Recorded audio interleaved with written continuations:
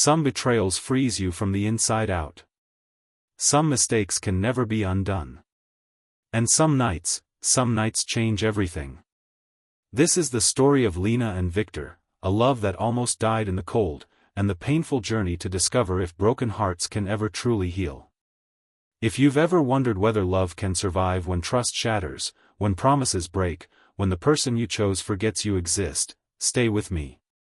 Because this story will change how you think about love, loyalty, and what we're willing to sacrifice for the ones who matter most. 8 months pregnant. Freezing rain turning to sleet. Iron gates locked tight. Lena Russo stood outside the Castano estate at midnight, one hand on her swollen belly, the other clutching a phone with 3% battery. Her husband, Victor Romano, one of the city's most powerful men, had told her to wait. Just 10 minutes, he'd said. That was 3 hours ago. Inside the mansion, warm golden light spilled from windows where men in expensive suits laughed and drank and made deals worth millions. Somewhere in those rooms, Victor was conducting business. Making arrangements. Securing his empire. And completely forgetting his wife existed. Lena called him 7 times. Texted him 4 times. The last message, sent with trembling fingers, "Victor, please. I'm so cold. The baby, please. Delivered. Read." No response. The collapse. The contractions started around 1 a.m. Not practice contractions. Real ones. The kind that doubled Lena over, that made her gasp for breath, that sent her to her knees on the frozen pavement. It's too early, she thought desperately. The baby needs more time. But her body didn't care what the calendar said. She tried to stand, tried to press the intercom again, tried to do anything except surrender to the darkness closing in around her. But the cold had worked its way into her bones. Her phone was dead. Her strength was gone. The last thing Lena felt was her baby kicking, frantic, distressed movements. The last thing she thought was a prayer, "Please don't let my baby die because I believed in the wrong man." Then there was nothing but the cold, the dark, and the distant sound of laughter from inside. The discovery. The security guard found her at 2:47 a.m., collapsed against the gate, lips blue, ice crystals in her hair. "Jesus Christ," James Cardello breathed, breaking into a run. By the time the ambulance arrived, Lena's core temperature was 89 degrees. The baby's heart rate was dropping. The paramedics worked with urgent efficiency, calling out numbers that all said the same thing: she's dying. Inside the mansion, Victor finally checked his phone. 7 missed calls. 4 texts. The last one, "Victor, please. I'm so cold. The baby." His blood turned to ice. He ran. Burst through the doors into the night. Followed the sirens to the front gate where his worst nightmare was unfolding in red and blue lights. Lena on a stretcher. Oxygen mask. IVs. Monitors. So pale. So still. So close to gone. "That's my wife," he gasped. "What happened? Is she?" The paramedic looked at him with eyes full of ice. "Your wife is hypothermic, dehydrated, and in premature labor. Where were you while she was lying outside in freezing weather?" "Where was I?" "Drinking whiskey. Making deals. Ignoring his phone because answering it would make him look weak. Choosing his pride over her life. The hospital. Lena survived. The baby survived. But something else died that night in the cold, Lena's faith in the man she'd married. When she woke up 14 hours later, Victor was there. He looked terrible, suit rumpled, face haggard, eyes red from crying or guilt or both. "How are you feeling?" he asked. The question was so absurd Lena almost laughed. "Where were you?" she asked instead. 3 hours, Victor. I stood outside for 3 hours. I called. I texted. Where were you that was so important you couldn't answer? The confession. What came next was worse than she'd imagined. Victor didn't make excuses. Didn't claim he'd forgotten or lost track of time. He told her the truth, the ugly, devastating truth. I heard my phone ringing, he admitted, his voice broken. I saw your calls. But answering them would have meant explaining to those men that my pregnant wife needed me. It would have made me look weak. Like I couldn't control my personal life. He met her eyes, and she saw the self-loathing there. So I ignored it. I chose my reputation over your safety. Over our baby's life. And Lena, his voice cracked. I will never forgive myself for that. Lena stared at this man she'd loved, this man she'd trusted with everything. Get out, she whispered. Lena. Get out. The words came as a sob. I can't look at you. I can't, just go. Before I say something I can't take back. The separation. For the first time in their marriage, Victor did exactly what Lena asked. He left. Walked out of that hospital room knowing he might never be welcome back.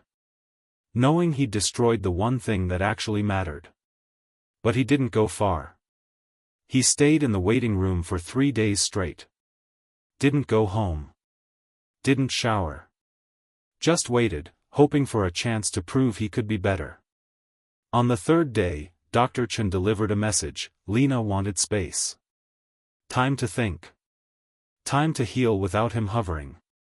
It took everything Victor had to respect that wish. Every instinct screamed at him to stay, to fight, to fix this. But he was finally learning, love isn't about what you need. It's about what the other person needs. So he left. Gave her space.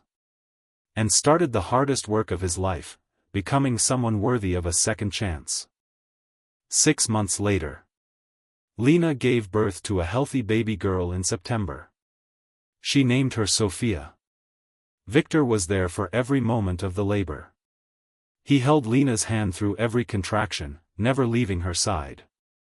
And when Sophia emerged, perfect, healthy, miraculously okay despite everything, Victor wept. Thank you, he whispered to Lena. For letting me be here.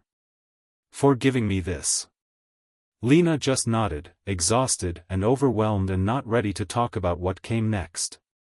But Victor showed up. Every single day. He didn't come to see Lena, though he always asked how she was.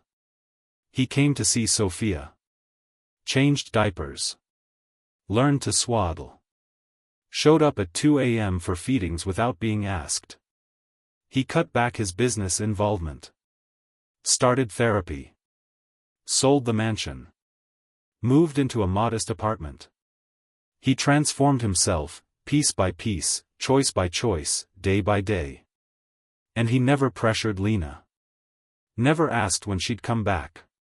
Never used their daughter as leverage. He just proved, through consistent action over months, that he meant what he'd said, I'm going to become the man you deserved all along. 1 year later.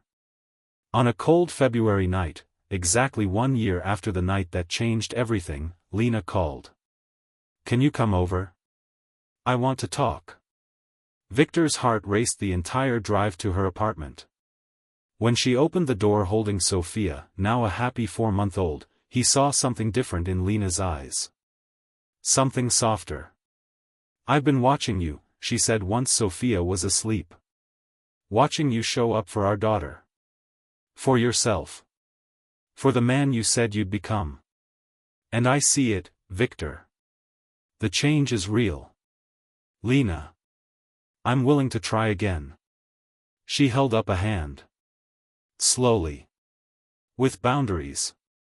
With the understanding that if you ever make me feel invisible again, I'm gone for good. But I'm willing to try. Victor felt something crack open in his chest, something that felt like hope. I won't let you down, he promised. Not again. Never again. The slow rebuild. They didn't rush back into marriage. They dated. Had coffee while Sophia napped. Went to therapy together. Talked about what went wrong and what needed to change. Victor learned to be present. To answer his phone. To choose Lena over business every single time. Lena learned to voice her needs. To set boundaries. To trust herself again. They built something new, something stronger than what they'd had before. Because this time, it was built on honesty instead of naivety. On respect instead of assumptions. On love that was proven through actions, not just promised through words. Sophia's first birthday. Victor asked Lena to marry him again. Not with a grand gesture or an expensive ring. But with quiet words in their kitchen while their daughter smashed birthday cake into her face and laughed. "Marry me again," he said. "Not because we have a child together or out of obligation. But because I love you. Because you're my partner, my equal, my priority. Because I want to spend the rest of my life showing you every single day that you matter more than any empire I could ever build." Lena looked at this man who'd broken her and then spent 2 years carefully putting her back together. This man who'd learned that strength isn't about power, it's about vulnerability. "Yes," she said. "But Victor, if you ever make me wait outside a gate again, I'll hand you the divorce papers myself," he finished. They both laughed. Because they'd learned something important: love isn't about never failing. It's about what you do after you fail. The happy ending. 2 years after the worst night of their lives, Lena and Victor renewed their vows. It was a small ceremony. Just family and close friends. Sophia as their flower girl, toddling down the aisle scattering petals everywhere except where they were supposed to go. When Victor looked at Lena in her simple white dress, he remembered the night he'd almost lost her. Remembered her lying on that frozen pavement. Remembered the paramedic's words, "Where were you?" And he made a silent promise: never again. "I will never forget what matters.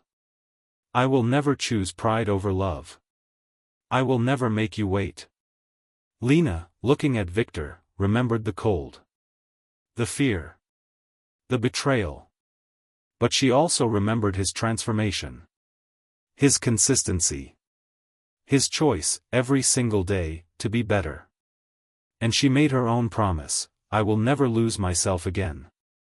I will never accept less than I deserve. I will love you, but I will love myself too." Their vows were simple. I choose you. Today. Tomorrow. Every day. Not out of obligation, but out of joy. Not because I have to, but because I want to. I choose you. As they kissed, Sophia clapped her small hands, and everyone in that small room understood they were witnessing something rare.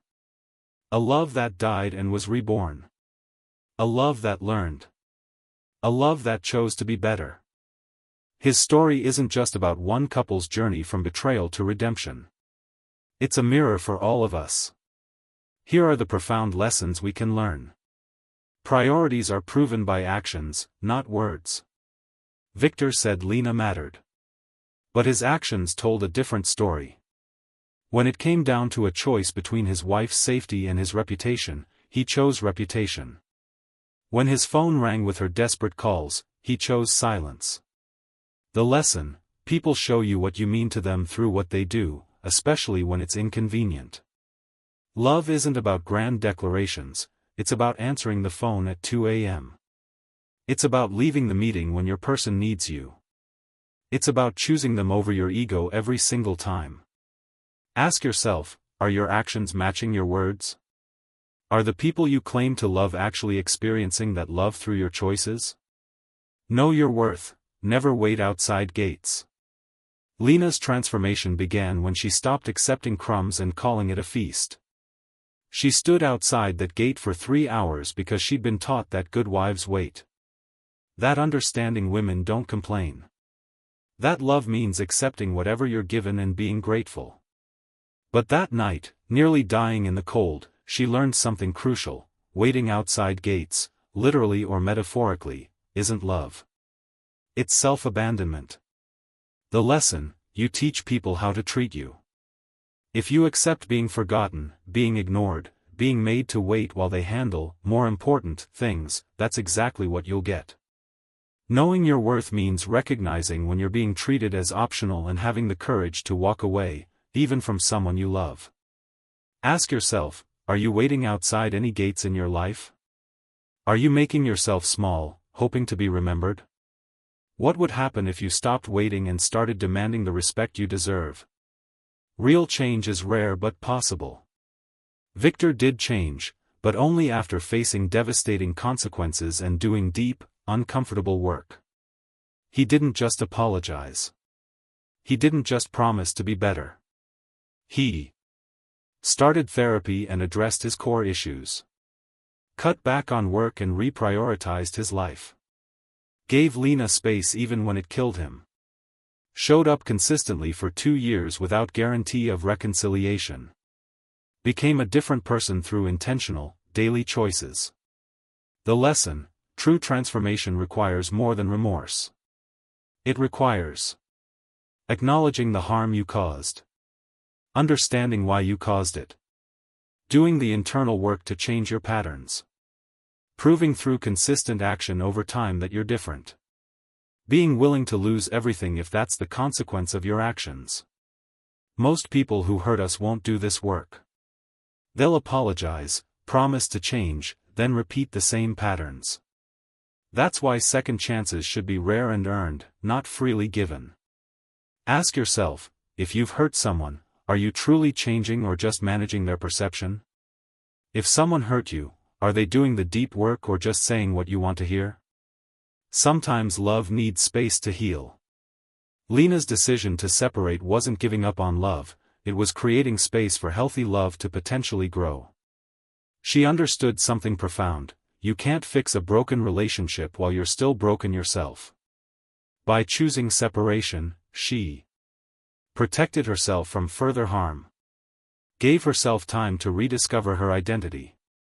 Created space to heal without the pressure of saving the marriage. Put herself in a position to make clear-headed decisions about her future. The lesson: sometimes the most loving thing you can do is let go.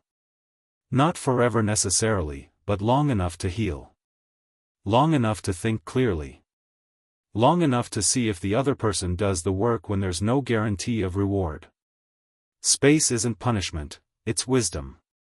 It's recognizing that some wounds can't heal while you're still in the environment that created them. Ask yourself, are you staying in a situation because you're afraid of being alone, or because it's actually healthy? Could space, from a relationship, a job, a friendship, give you the clarity you need? The greatest strength is choosing love over ego. Victor's turning point came when he chose to respect Lena's boundaries instead of using his power to control the situation. He could have used his money to manipulate her. Used Sophia as leverage. Pressured her into coming back. Made her feel guilty for needing space. Instead, he loved her enough to let her go. Even though it destroyed him. Even though there was no guarantee she'd come back.